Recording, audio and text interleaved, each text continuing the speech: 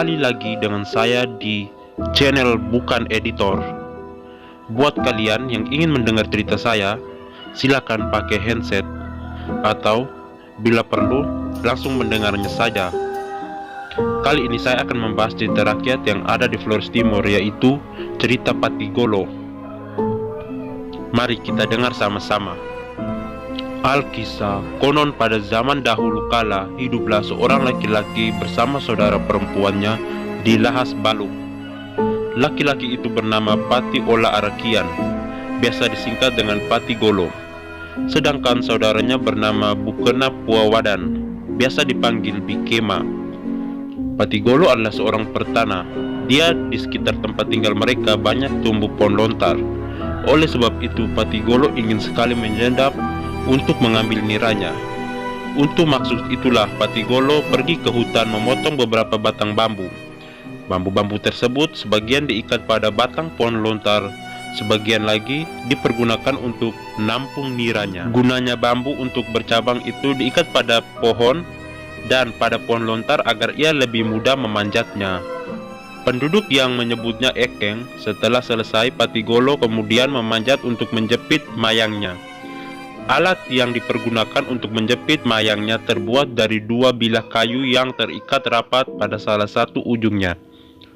Penduduk menyebutnya mona. Maksud menjepit mayang-mayang tersebut ialah agar mayang-mayang tersebut menjadi lembek, pori-porinya membesar, sehingga dengan mudah dapat meneteskan nira yang banyak. Setelah dijepit mayang-mayang itu lalu diikat, mengiris ujung-ujung mayang itu dengan pisau yang tajam. Pisau pengiris ujung mayang inilah penduduk disebut mere. Setelah ujung-ujung mayang itu selesai diiris lalu dibungkusnya dengan daun lontar, kemudian diikatnya. Pada ujung-ujung bungkusnya diikat beberapa alat penampung nira dari bambu. Penduduk menyebutnya mentok.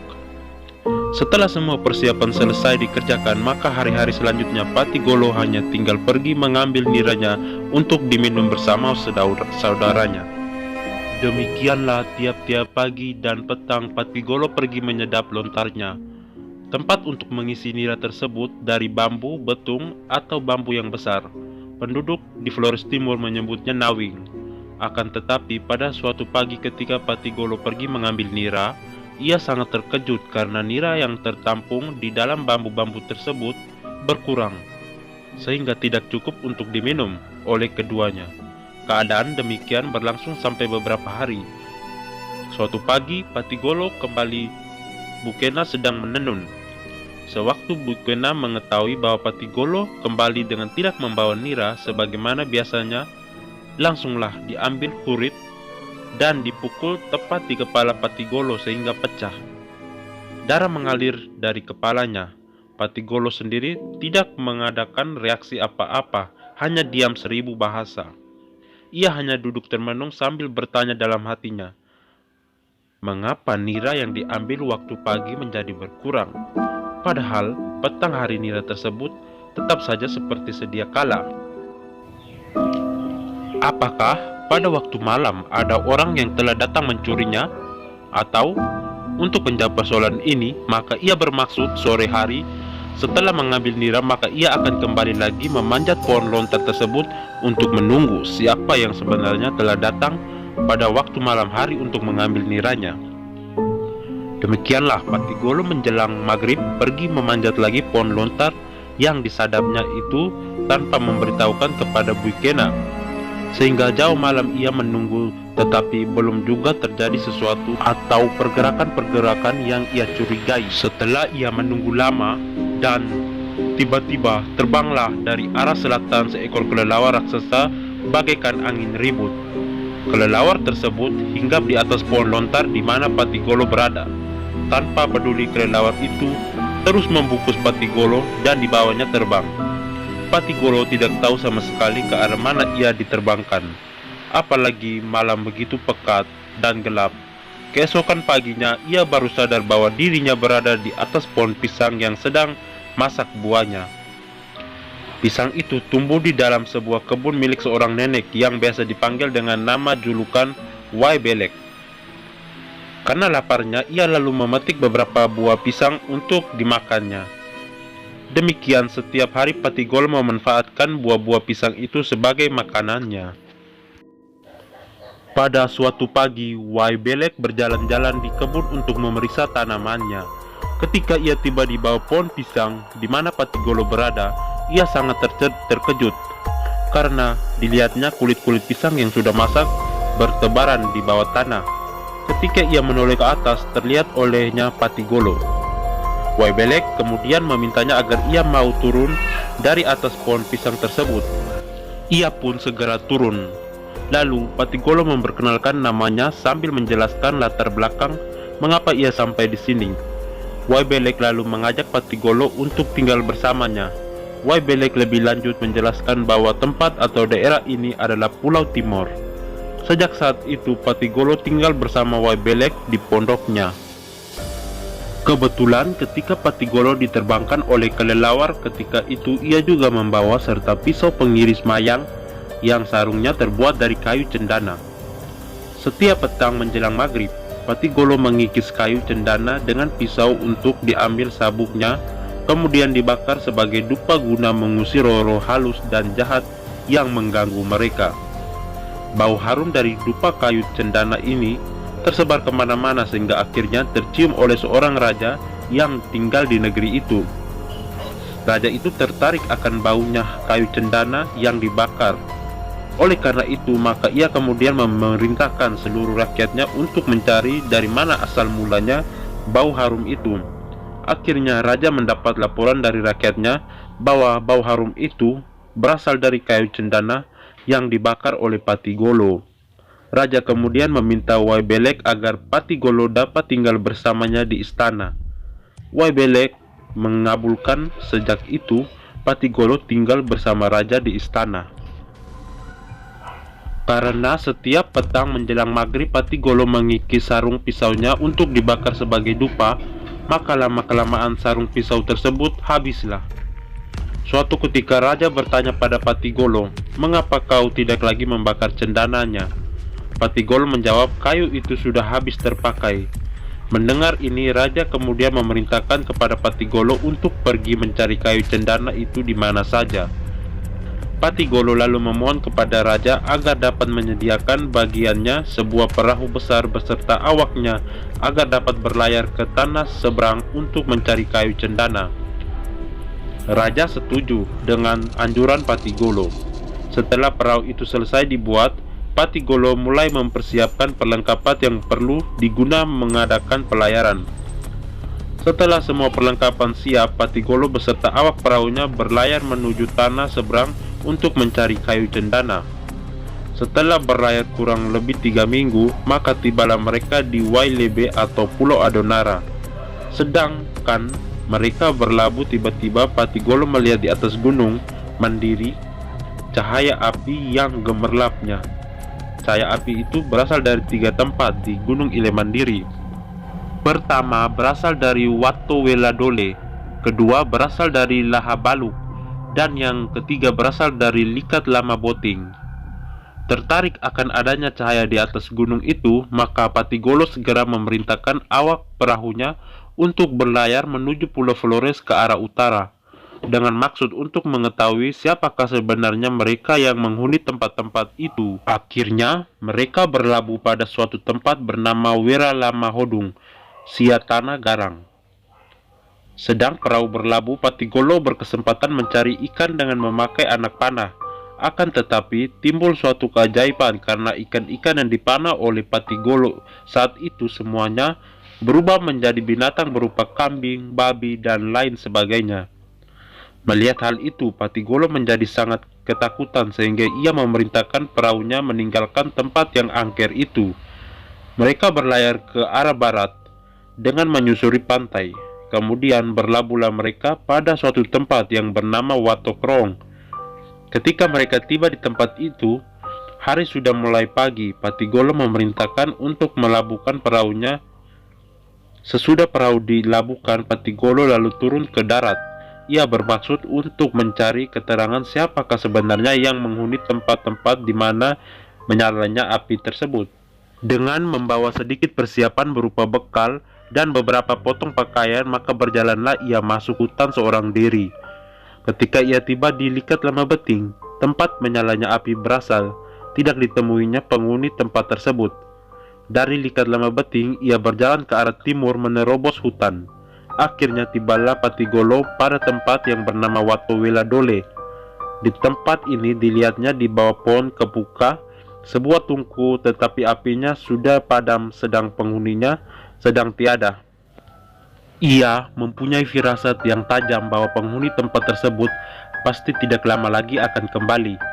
Oleh karena itu, untuk menghindari diri dari bahaya yang akan dihadapinya nanti, ia lalu memanjat pohon Bukaliptus untuk menyembunyikan diri. Ketika itu, hari sudah mulai sore sedangkan ia duduk berjaga. Terdengarlah gemuruh yang sangat menakutkan. Dilihatnya seorang yang besar, lagi kekar, badannya berbulu panjang mirip orang hutan di tengah, memikul dan menjinjingi hasil buruannya. Hasil buruannya terdiri dari babi, rusa, landak, tikus, bengkarung, ular, dan lain-lain. Pemburu ini tanpa istirahat lalu menghidupkan api guna membakar binatang buruannya dengan jalan menggosok-gosok dua belahan bambu. Lama ia menggosok tetapi api tak kunjung hidup. Ia menjadi buas dan garang karena perutnya sudah lapar sekali. Ia menjadi bingung karena baru terjadi bahwa bambu yang digosoknya kali ini tidak menghasilkan api. Ia kemudian berdiam melayangkan pandangannya ke sekeliling. Tiba-tiba terlihat olehnya Patigolo di atas pohon eukaliptus. Ia menuduh bahwa Patigolo yang telah menyihir apinya sehingga tidak menyala, dan berkata, "Mo pahi ahik ape, mo pita leang lera, openape goen hamohala, opene lera goen hidik gere kurang." Pemburu tadi memanggil Patigolo supaya turun dari tempat persembunyiannya, tetapi sebelum turun Patigolo masih meminta agar pemburu tersebut lebih dahulu membuang jenis-jenis binatang yang haram bagi manusia seperti ular, tikus, bengkarung.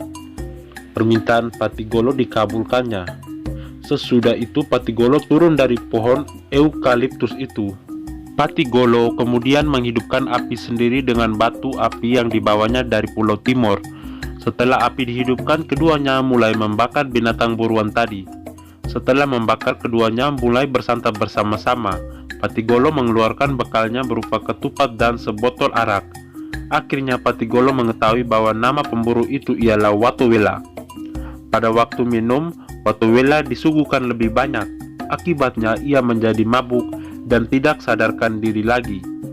Kesempatan ini digunakan Patigolo sebaik-baiknya. Ia mulai mencukur bulu-bulu pada badan Watowela dan memotong kukunya yang panjang.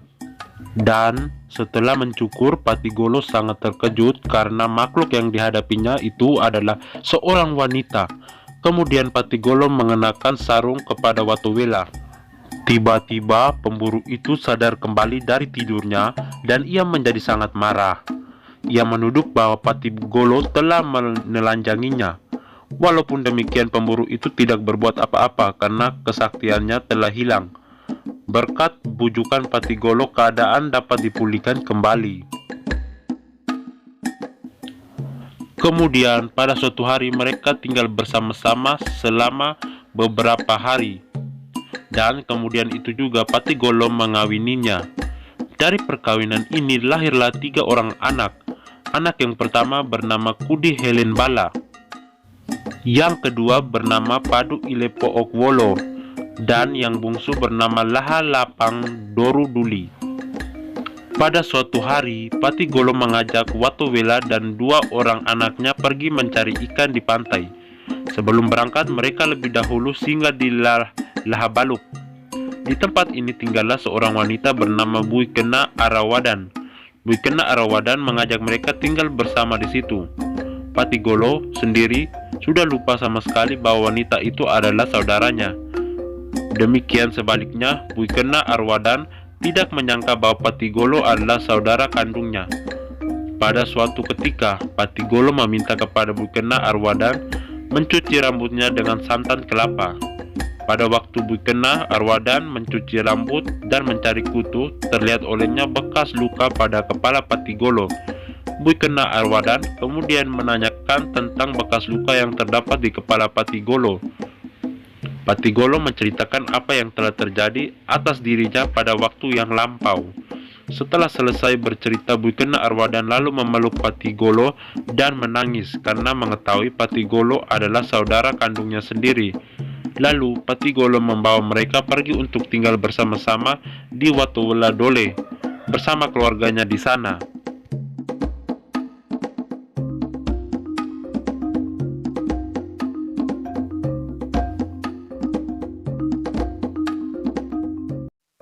Akhirnya, ketiga anaknya sudah dewasa, maka Patigolo dan Watuwela membagikan kepada mereka bertiga warisan di sekitar Gunung Ile Mandiri.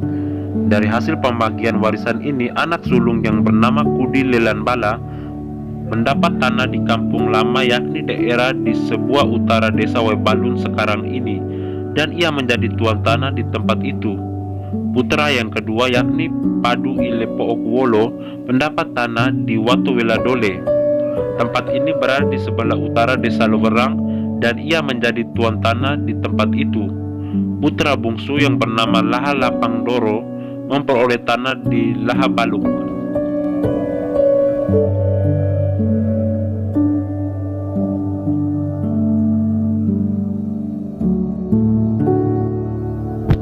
Akhirnya mereka hidup tentram dan nyaman di tempat daerah mereka masing-masing. Dari ketiga bersaudara ini, yang paling menonjol ialah Padu Ile Pookowolo.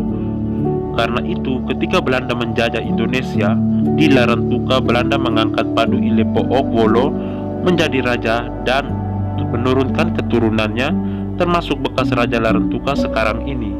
Sedangkan kakak dan adik yang tetap menjadi tuan tanah di tempat masing-masing. Saudara-saudari, sekian cerita singkat tentang Patigolo oleh Cerita Rakyat dari Nusa Tenggara Timur. Terima kasih Anda telah menonton dan mendengarkan cerita ini. Cerita ini diambil dari media sosial dan dipadukan dalam bentuk video agar dapat dimengerti dan dipahami oleh teman-teman dan saudara-saudari. Semoga bermanfaat.